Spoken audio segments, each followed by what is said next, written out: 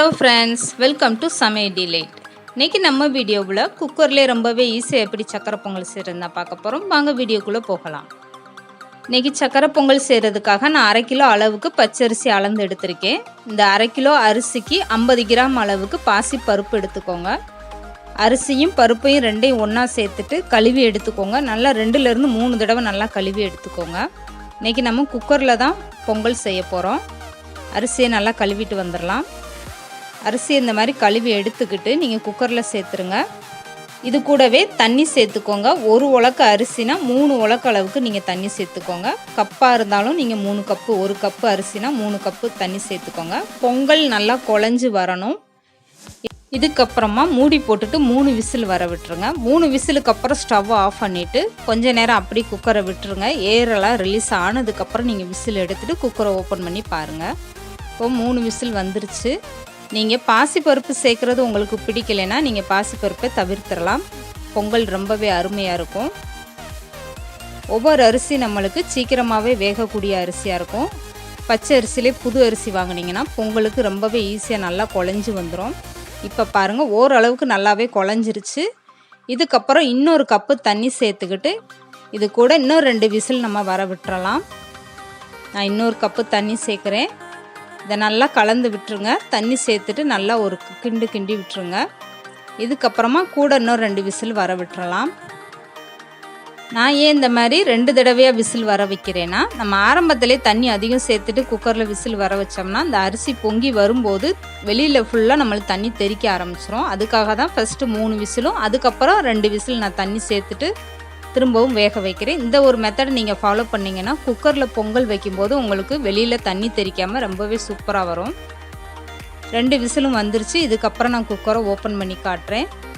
ரொம்பவே அருமையாக நல்லா குழஞ்சி வந்துருச்சு பாருங்கள்.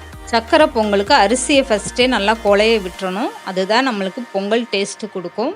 அரிசியாக இருந்தால் அது நல்லா இருக்காது. முடிஞ்ச அளவுக்கு நீங்கள் நல்லா சாதத்தை குழைய விட்டுருங்க. 1/2 கிலோ அரிசினா 1 கிலோ நான் மண்டவளம் எடுத்திருக்கேன். 200 கிராம் அளவுக்கு நெய் எடுத்துக்கோங்க.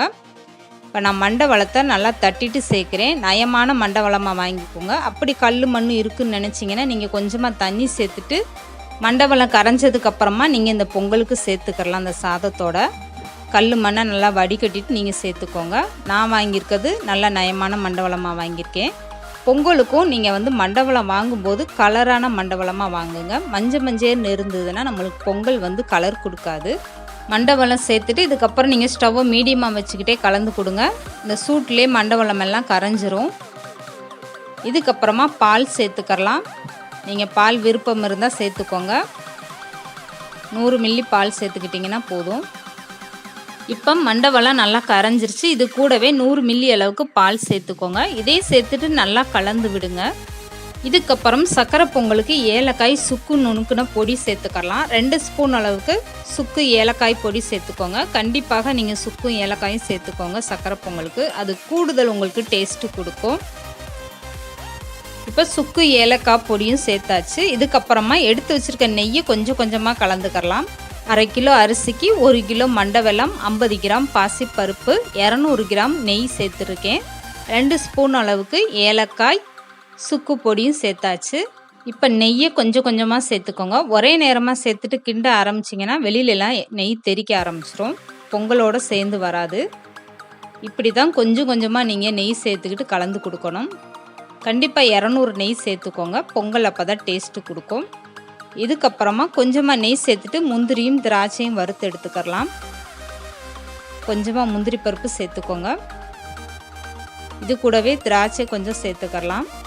ஸ்டவ்வை மீடியமாக வச்சுக்கிட்டே முந்திரி பருப்பை வறுத்தெடுங்க, இல்லைன்னா கருக ஆரம்பிச்சிரும். லைட்டாக அந்த மாதிரி கலந்து கொடுத்துட்டே இருங்க. இதுக்கப்புறமா முந்திரி திராட்சையும் பொங்கலில் சேர்த்துருங்க. இதுக்கப்புறம் ஸ்டவ் ஆஃப் பண்ணிங்கன்னா ரொம்பவே சூப்பரான சக்கரை பொங்கல் ரெடி. இந்த சக்கரை பொங்கலோடு நீங்கள் தேங்காய் வச்சு சாப்பிட்டிங்கன்னா ரொம்பவே அட்டகாசமாக இருக்கும். கண்டிப்பாக அதை நீங்களும் ட்ரை பண்ணி பாருங்கள் உங்கள் வீட்லேயும். சக்கரை பொங்கல் ரொம்பவே ஈஸியாக குக்கரில் எப்படி செய்கிறத இன்றைக்கி நம்ம வீடியோவில் பார்த்துருக்கோம். இந்த வீடியோ பிடிச்சிருந்தா லைக் பண்ணுங்கள், ஷேர் பண்ணுங்கள். மறக்காமல் சமையல்டிலைட் சேனலை சப்ஸ்கிரைப் பண்ணுங்கள்.